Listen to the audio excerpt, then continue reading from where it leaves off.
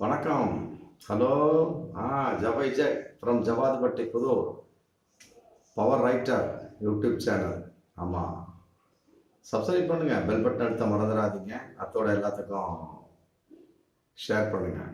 ஆமாம் ஆமாம், நீங்கள் சொல்கிறதில் 100க்கு 100 உண்மையே இருக்கு. பாஜக வந்து இன்னைக்கு தோல்வி பயத்தில் இருக்கு. இந்திய அளவுக்கு அப்படிங்கிற ஒரு முறை இருந்தாலும் கூட தமிழகத்தை பொறுத்த வரைக்கும் கட்டாயமாக பாஜகவுக்குள்ள தோல்வி கட்டாயம் வந்தாச்சு, மாற்று கருத்து இல்லை. ஆமா, ஏன்னா அவங்க எதிர்பார்த்த கூட்டணி வரல இல்லையா. அதாவது வந்து அவங்க எதிர்பார்த்ததெல்லாம் வந்து அதிமுக கூட்டணி எப்படியா இணைத்து விடலாம், மற்றபடி தேமுதிக, மற்றபடி பாமக மூணுமே வந்து இன்னைக்கு உட்காரல. அதிமுகவை பொறுத்த வரைக்கும் அது கன்ஃபார்ம். அது 7-8 மாசத்துக்கு முதல் நாங்கள் கூட்டணி விட்டு விலகி விட்டோம்னு சொல்லிட்டு அறிவிச்சிட்டாங்க. அது காரணம் அண்ணாமலை. மற்றபடி தேமுதிக பொறுத்தவரை இன்னும் இழுபறியா இருந்துட்டு இருக்கிறாங்க. அவங்ககிட்ட அதிமுக பக்கம் போகக்கூடிய ஒரு சூழல். பாமகவை பொறுத்த வரைக்கும் அநேகமா வந்து ஒரு மிரட்டல் உருட்டல் அப்படிங்கிற கான்செப்ட்ல இன்னைக்கு பாஜக ஈடுபட்டு கொண்டிருக்கிறது அப்படிங்கிற ஒரு தகவல் அடிப்படையில் கட்டாயமா பாமக மனம் மாறி வர வாய்ப்பு இருக்கு. ஏன்னு கேட்டா அன்புமணி ராமதாஸ் மேல ஒரு வழக்கு இருக்கு. ஆமா, அதன் அடிப்படையில் விசாரணை ஏற்பட வாய்ப்பு இருக்கு. அப்புறம் வந்து அமலாக்கத்துறை இடியோட வாய்ப்பு இருக்கு அப்படிங்கிற ஒரு மறைமுகமான ஒரு மிரட்டல் இன்னைக்கு போயிட்டு இருக்க மாதிரி ஒரு தகவல் பாஜகவிலிருந்து பாமகவை நோக்கி. ஆமா, அதனால வந்து பாமக மனம் மாற வாய்ப்பு இருக்கு. அப்ப அதிமுக இல்லை, அது கன்ஃபார்ம். தேமுதிக அதிமுகவோட தான், அதுல மாற்று கருத்து இல்லை. பாமக வந்தாதான் ஆச்சு. ஆமா, அதே நேரத்தில் வந்து இப்ப சேர்ந்திருக்காங்க பாருங்க. ஆமா, ஒரு 5-6 கட்சிகள்லாம் வந்து ரொம்ப சுய பலம் இல்லாதவர்கள், தங்களுடைய தங்களுடைய சொத்துக்களை பாதுகாக்கிறதுக்காக வந்திருக்கிறாங்க. ஆமா, ஜி.கே. வாசல்லாம் வந்து நிர்வாகி இல்லாத ஒரு கட்சின்னு சொல்லலாம்.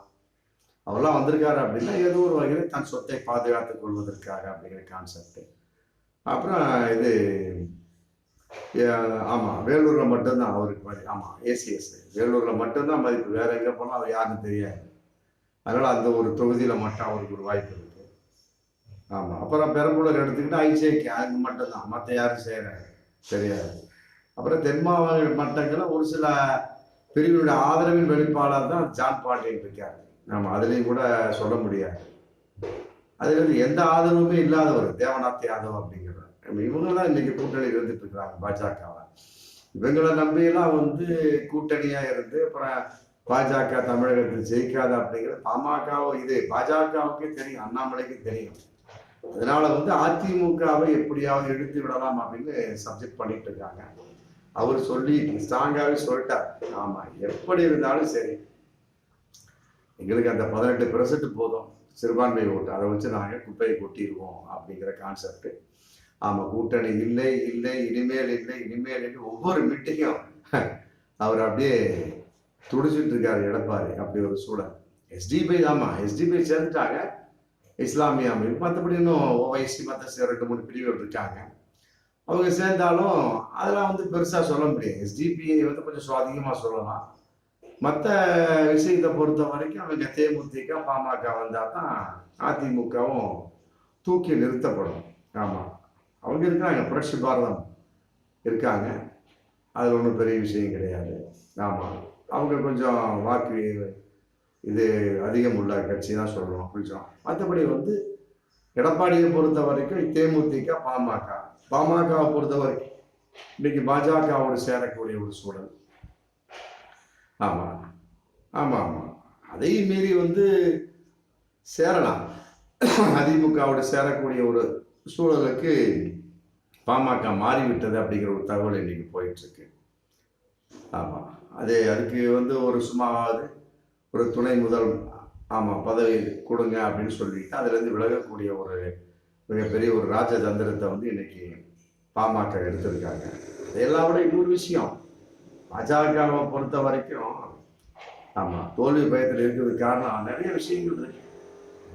ஜிஎஸ்டிய பெட்ரோல் இதுக்கு ஜிஎஸ்டி கொண்டு வரல. மற்றபடி வந்து மிக்ஜாம் புயல் சம்பந்தப்பட்ட வகையில வந்து இன்னைக்கு வரைக்கும் எந்த ஒரு அமௌண்ட்டு தரல. திமுக பொறுத்த வரைக்கும் என்ன இந்த 900 கோடி தான் கொடுத்தாங்க.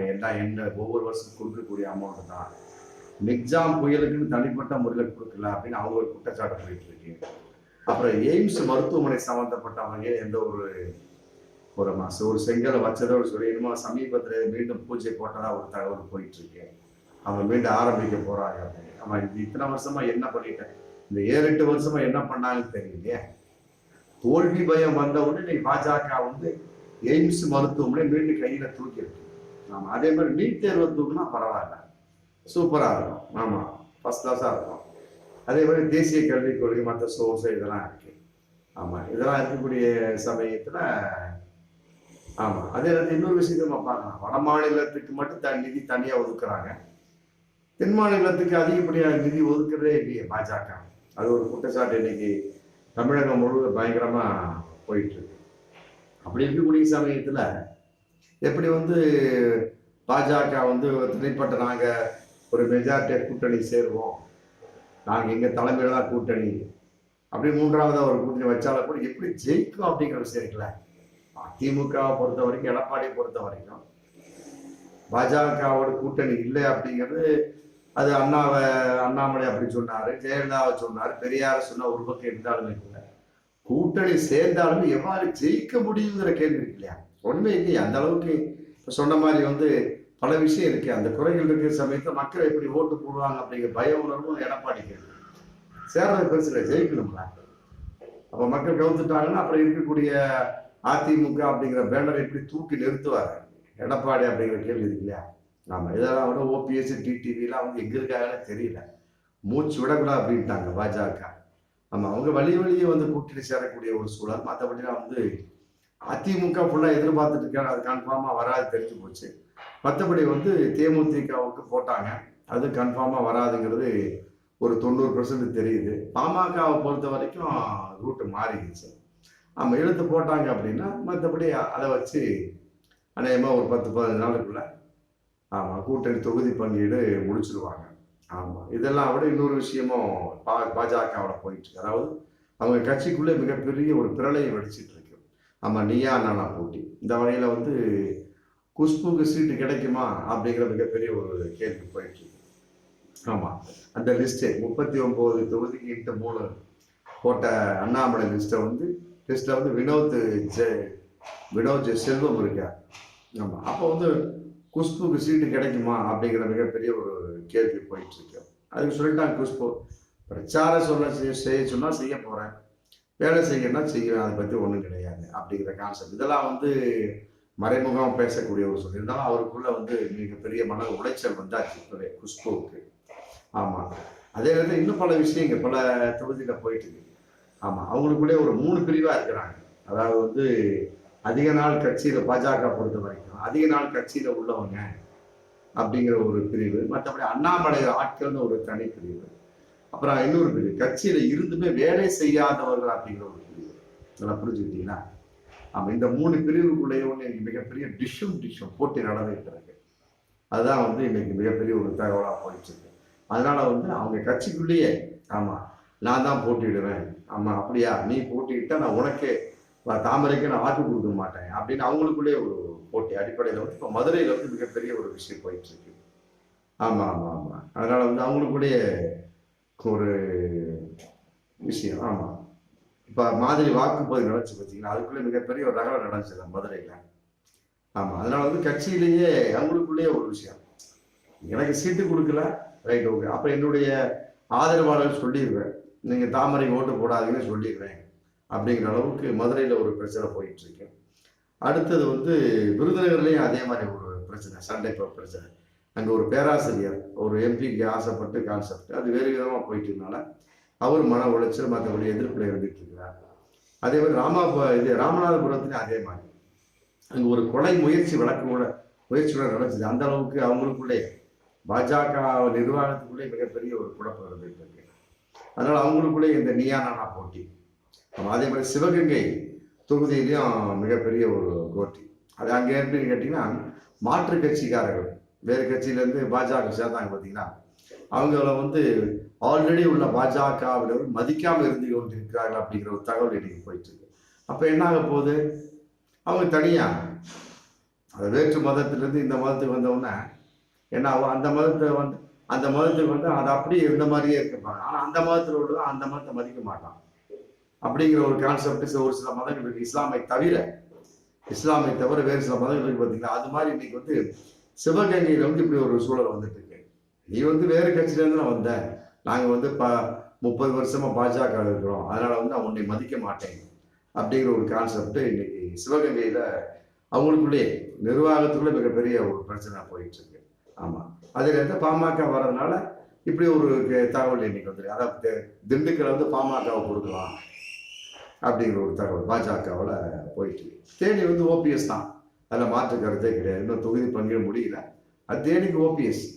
ஆமாம், அதில் அதே மாதிரி தென்காசி சம்மந்தப்பட்ட வகையிலையும் பிரச்சனை போயிட்டு இருக்கு. மற்றபடி தூத்துக்குடி அதுலேயும் வந்து மண்ணுக்கட்டு பிரச்சனை, டிஷம் மிகப்பெரிய அவங்களுக்குள்ளேயே பிரச்சனை. இந்த மாதிரி இத்தனை தொகுதியில் இருக்கக்கூடிய சமயத்தில், இந்த மாதிரி பிரச்சனை இருக்கக்கூடிய சமயத்தில் எப்படி வந்து பாஜகவுக்கு அடுத்த ஓட்டு போடுவாங்கன்னா, பாஜகவுக்கு உள்ள இருக்கிறவங்களே பாஜகவுக்கு ஓட்டு போட மாட்டாங்க போல இருக்கேன். நான் சொல்றது புரியுதா அவங்களுக்கு? அவங்களுக்குள்ளே பிரச்சனை வெடிச்சிட்டு இருக்க பட்சத்தில் அப்புறம் அவங்களுக்குள்ளே ஓட்டு போடல, அப்புறம் அந்த பாஜக எப்படி ஜெயிக்கும்? ஆனால் வந்து இன்னைக்கு வந்து தமிழகத்தை பொறுத்தவரை தோல்வி பயத்தில் பாஜக இருந்து கொண்டிருக்கிறது. அதிமுக வரல, அது வேற பக்கம். தேமுதிக வரல, அது வேற பக்கம். பாஜக மட்டும் வரக்கூடிய சூழல். ஆமா, மற்றபடி வந்து அவங்களுக்குள்ளே பிரச்சனை இருக்கு. பாஜகவுக்குள்ளே அடிச்சுட்டு இருக்கக்கூடிய சூழல் இருக்கு. ஆமா, நீயா நானா போட்டி. ஆமா, சோவன்சோ குறிப்பிட்ட அவருக்கு நீங்க சீட்டு கொடுத்தீங்கன்னா நான் பாஜக தான், நான் பாஜக ஓட்டு போட மாட்டேன் அப்படிங்கிறப்ப எங்க பாஜக ஜெயிக்க போகுது. அதனால இப்படி ஒரு சூழல் வந்துட்டு இருக்கு. ஆமா, அதனால 3 பிரிவா போயிட்டு இருக்கு. ஆமா, பாஜக வந்து கட்சியில ரொம்ப நாள் இருந்த ஒரு பிரிவு, அண்ணாமலையோட ஒரு ஆதரவாளர் மட்டும் தனி ஒரு பிரிவு.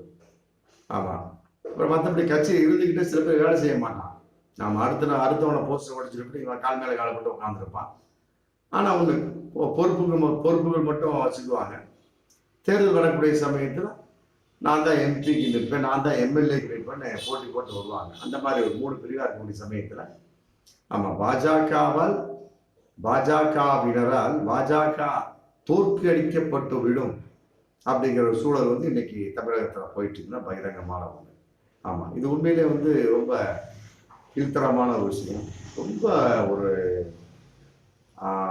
எப்படி சொல்றது, ஆமா, இதெல்லாம் வந்து ரொம்ப ஒரு மிகப்பெரிய ஒரு கேவலமான ஒரு விஷயம். அதே நேரத்தில் வந்து ரொம்ப நம்பிக்கை துரோகமான ஒரு விஷயம் சொல்லலாம். அவங்களுக்குள்ளே அவங்க இந்த நண்டு மாதிரி தான்.